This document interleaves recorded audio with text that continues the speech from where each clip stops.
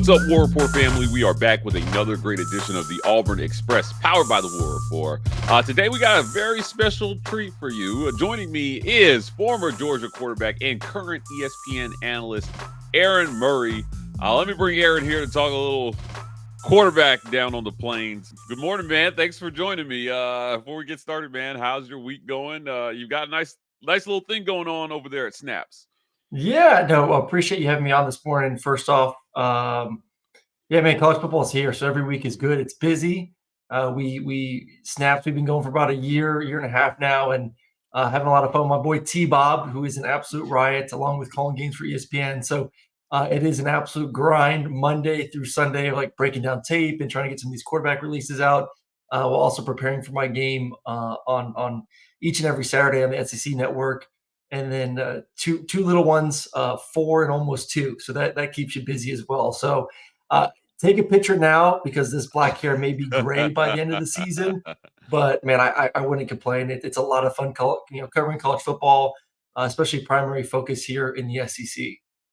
Well, being a father is a gift, but also Yes. it is a gift to be able to see the film and understand what you're looking at. So let's jump right in here. You did a breakdown recently on Auburn's passing game, particularly one Payton Thorne. I found a clip. It was funny, Aaron. We did our live show on Sunday, and our listeners, we probably had 1,000 people live, and they said, "Did you guys see Aaron Murray's breakdown on Payton Thorne?" Since we were talking about quarterback, and I went back and I watched.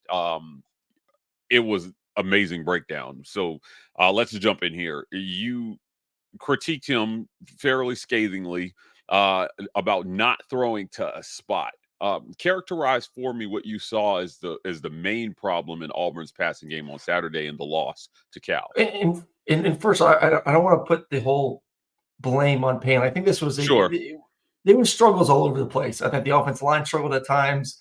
For those who watched was watching the breakdown, I think there was, to me, just like my knowledge of routes and spacing and timing and what I've run in my past from time at Georgia to Kansas City to Philadelphia when I had the chance to be in the NFL for a few years. There were times where I'm watching the tape and guys were stacked on top of each other. I think I counted 3 times that a running back was running a route that was on top of another receiver, which allowed a DB to cover 2 for 1. And those were areas that I could tell Payne wanted to throw the football, but the guy was in the wrong spots. Like throughout the game, it wasn't just hey, Payton Thorne is the problem right now. Everyone has to get better. O-line has to get better. The run game has to be more consistent.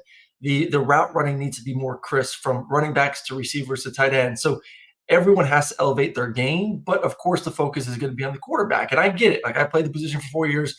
Everyone wants to go to the quarterback. Plus, most fans don't get the ability that I do and a lot of analysts to go back and watch the All-22. So like they don't see the routes developing and how they're developing. They're just watching the quarterback. The TV, you're watching the quarterback. You're watching all that. It's like we put a lot of blame on them. So that's my quick 60 seconds of defending Payne. But yes, he has to get better. And he looked good early. I thought the timing was early. The rhythm was good early. And then the second quarter and on, it just seemed to die off. Anticipation went down. I know the one you're talking about, they had like a double post with the deep cross. Right. And that route can be completed pretty much from middle of the field to 5 to 10 yards outside the hash. Like you just have to feel where that window is and let it rip and not hold the football. So like that is anticipating, that's trusting, that's seeing guys open instead of waiting for the player to get to the window. You're just throwing it. I think a good example of this was flip it over to Nico, who's a first-year starter, Nico at Tennessee. 2 weeks ago, I know it was against a lesser opponent. 2 weeks ago, he had a dig route, a dagger route across the middle of the field. And there was a small window around 3 defenders, and he got it up and over. And he threw like as the guy was getting into his break. Like that's next level stuff. And we just have not seen Payton Thorne get to that next level when it comes to anticipation, unfortunately. I think the frustration with a lot of fans is that, you got a guy in his 4th year and, as a starter, 5th year in college, I believe. And, you did not seek a quarterback in the portal this offseason. And then this is the result on the field. Going back to what you were talking about the running backs maybe not running routes correctly. In your expert opinion, is that an issue with how the plays are drawn up, or is that just the running back not knowing what to do there? I don't know. I mean, I'm hoping it's more of the running back not knowing what to do. I mean, just when I was breaking down Rayola last night at Arkansas. I think it was Rayola at Arkansas, and the same issue happened a couple times with, excuse me, Nebraska and Arkansas, Nebraska, and the running backs eyes in the wrong spot, running backs not releasing properly. Like in these defenses nowadays, they do a lot. You get a lot of three down fronts. You get double A mugged by the linebackers. You get guys blitzing from various spots. Like a lot of times, the offense line will declare four defensive Mhm. linemen plus the mic. Like they're working to those five guys. Running back has everyone else. So like the running back has to scan a lot in these spread offenses. You put a lot on him to be able to protect the quarterback. So I get it. There's always going to be the little bit of hesitation, but with Auburn to like Nebraska and some of the other games that we're going, there's a little bit too much hesitation where it's like, are you watching the film enough that based on rotation? Because you can see rotation as a running back. Like you can see safeties rocking and rolling. You Right. can get all these indicators ahead of time of like, okay, no one's coming. Let me get out and route. Because the slower that you get out and route, the slower it is that side of the play is going to develop. Because then a linebacker who's guarding that area doesn't feel any sort of threat to say the flat or to the curl. He can just sit there and play too, which once again, we saw that a bunch for Auburn. So I'm hoping it's more of a guys just not eyes in the wrong spot, being a little bit slow out en route or doing the wrong thing. Because like the example that I showed twice with Auburn is you have a curl route by the outside receiver. It's a 3-by-1 formation. You have a curl route by say like the X, the outside X. There is a flat defender that is in charge of curl flat. You want to stress that player out with a curl flat concept. So you put a guy into the flat, go into the boundary, and then you have a curl coming around it. The flat defender gets width, you throw the curl. The flat defender sits, you throw the flat. It's super easy, basic offense. You do slants with it, all this good stuff. Well, when a running back doesn't get to the flat, the defender feels no threat. He's just going to sit there. So then you can't throw the curl route because he's sitting there. You can't throw a flat route because no one's getting there. And that happened twice in the game. That's a 10, 15-yard completion. That's a first down. That's 2 first downs that were lost because a guy is not in the right spot. So this goes back Yeah. to what I said at the beginning. It's not all on Payton. Those are plays that he wanted to get to the X receiver, and a running back is not in the spot to create any sort of window to throw the football. Mm. Going back to the QB, the issue that you're having with maybe not seeing the field at critical times in the game or for big throws. On the post that we posted to Twitter, you talked about him throwing the ball to the hash, getting the ball out, and for whatever reason, he's holding on to that ball, waiting for the guy to get to the spot. How do you fix that in season? And in your opinion, what's the primary issue with a quarterback who's not able to pull the trigger and throw to that spot? It's film. I mean, that's what it is. And I know you just brought it up earlier, and people are going to say it like there should be enough film. And if this is, he's played a lot of football, and this is now his second year in the system with Hugh Freeze. But it's just going back and watching the tape and saying, okay, this came open.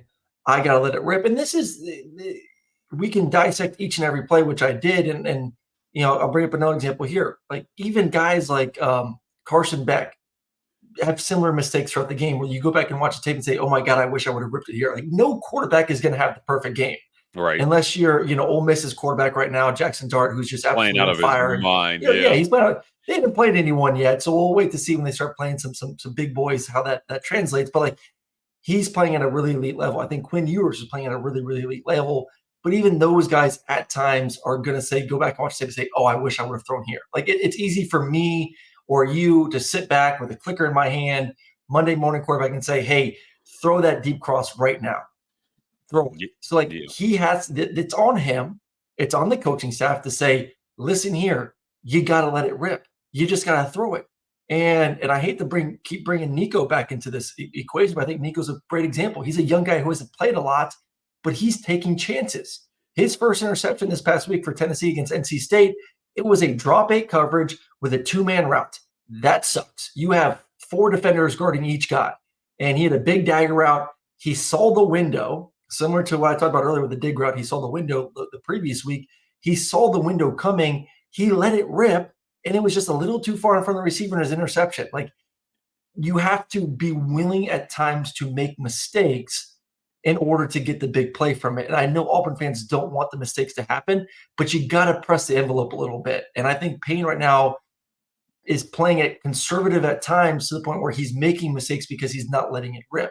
I would rather a guy make a few mistakes because he's trying to, essentially push the envelope a little bit. And it's funny, I was at an event with Matt Ryan about 3 or 4 months ago, former quarterback for the Falcons, and Rondé Barber was there too, former defensive back for the Buccaneers. And Rondé was kind of making fun of Matt about one of his favorite plays of all time was he picked off a route, he jumped the route, caught it, and went for a pick six versus Matt Ryan. And then Matt got on the mic and said, "Listen, if you're playing the quarterback position and you're afraid to make mistakes, you'll never be great. You have to be willing to push it." And I think Payne has to toe that line a little bit of willing to push the ball down the field, hit the spots if he sees it. And then Auburn fans, on top of that, if there's a couple mistakes here or there, and hopefully you limit them, have to be okay with a kid that is willing to take some chances. In week 1 versus Alabama A&M, Auburn played a lot more 11 personnel than they did in the first, last Saturday. This week, it seemed like, it was a lot more 12 personnel. So, 2 tight end sets. And on one of those throws to Rivaldo Fairweather, you noted in the film review, the ball was maybe catchable, but also behind Rivaldo. So he reaches back. The DB has a chance to make a play on the ball, and the ball's incomplete. But if the ball's thrown out in front, it's complete and maybe for an even bigger gain. That timing and accuracy, with the tight ends even, what do you see is going on there with a QB who's maybe even consistently putting the ball behind receivers? Yeah, I mean, you go to technique, you go to, is your shoulder in the right direction? Are you falling through? Are you throwing to a spot? I believe that was a rollout to the left, and it was like a deep, 10-yard out to Rivaldo, and that's a big tight end. I covered Auburn, I think 1 or 2 times last year, and he's a special guy that you want to be able to get the ball to as much as you can. So the fact that he only has 3 receptions through the first part of the season is just not enough for a guy that is that talented. You need to find ways, and it's partly schematics, and it's also there, like, you got to be able to hit a guy that creates separation. So yeah, as a quarterback, especially when you're going to your left, it is get your shoulder downhill. Then also understand, as you're on the move, you need to be able to throw the ball a little bit more in front, because the ball is just going to move a little bit differently because you're actually sprinting out to the left. So that's just, some guys have and some don't. Like, at the end of the day, like, you have to understand, not every quarterback is elite. Not every quarterback is really good. There are such things as just an average quarterback or just a good quarterback. Like, you can work at as many fundamentals as you want. You can watch as much tape as you want, but some guys just have it and some guys just don't. And I think Auburn needs to make the decision. Does their guy have it or does he not? And do the guys behind him have it and the potential to be a stud, or do they not? But you can't just turn a guy that's a 4 or 5 year guy in the college football, second year in the system, and if he's making similar mistakes, and just say, "Oh, we can clean that up. We can clean up the fundamentals." There are things offensively that we've talked about over the past 15 minutes that they can help him with. But at the end of the day, you are who you are, and you can't be having these same conversations every single week if you're the Auburn Tigers. Aaron, let's get out of here on some nostalgia. You played Auburn as a quarterback a couple times. A What's lot your of tragic ones? What's your favorite moment versus the Auburn Tigers? Does Nick Fairley send you like apology cards for those late hits? Oh, hell no, he doesn't. Of course he doesn't. I think I know there's like this supposed hatred between like me and Auburn fans for some reason. I enjoy it. Like, I've covered multiple games in Auburn. I love going to Auburn. I think it's an incredible town. I've enjoyed, being on the campus and calling the games. My neighbor, her kids went to Auburn, so like she always decorates my bulldog out front with Auburn gear. Yeah. So like this is what's so great about the SEC, because there is always this fun rivalry, and you call it hatred, whatever you want. But it was funny this week after posting that video, Auburn fans being like, "Oh, we need you to become our quarterback coach. We still hate you. We want you to become our quarterback coach." Like, I found that funny. I love the SEC. I love the passion. It is so much fun to be a part of. But man, I had some incredible games against Auburn. I mean, that freshman year with obviously Fairley and Cam and just how difficult it was. I'll always remember that game. I always Did, remember the senior year, yeah, us being down 20 did you points, break coming your back. helmet during the prayer during hair? Oh I my god, never I forget your smashed the face. crap out of it. Yeah, like that was like I feel like the one year. So I'll say this. I guess my favorite time was we unfortunately had to play 3 years there because of the change in the SEC with the Yep. addition of Missouri and A&M. Would be the junior year because I think we won like 38-0. I had a really good game. So like that was my only true good experience versus the Tigers in that stadium. So that was it. 2-2 overall. One win in Athens, but I'll say this, like it was always a treat to be in that stadium because the atmosphere was incredible. Like Auburn's incredible, South Carolina's incredible, two places we don't talk enough about in the SEC Mm. that can really bring the juice for opposing teams. Aaron, appreciate your insights and your expertise. Before we get out of here, tell people where they can find your stuff and see more snaps. Yeah, so you can follow me on all socials, Twitter, Instagram, all that good stuff. Aaron Murray 11, and then my goal is to do 10 quarterback breakdowns per week on the Snap channel. So Ooh. first off, T Bob and I do our week or excuse me, our daily show. So just giving our thoughts, opinions about what's going on in college football, breaking down games, teams, news, all that good stuff. So you can watch just like the normal shows and breakouts. And then myself, I'm trying to get 10 quarterback breakouts done each and every week, which has been a lot of fun. They're about 25 to 30 minutes in length each one, and it's been a lot of fun to do, like I said, and I think fans are getting something out of it, so I'll keep doing it. Guys, follow Aaron Murray on X. That's Aaron Murray 11 is his handle there. Follow us at the War Report on every social media platform. That's it for another great edition of the Auburn Express, powered by the War Report with my guy Aaron Murray. If you want more content like this, please hit like and subscribe. We are the War Report on every social media platform. TW Report on TikTok. We're signing off, and as always, War Eagle.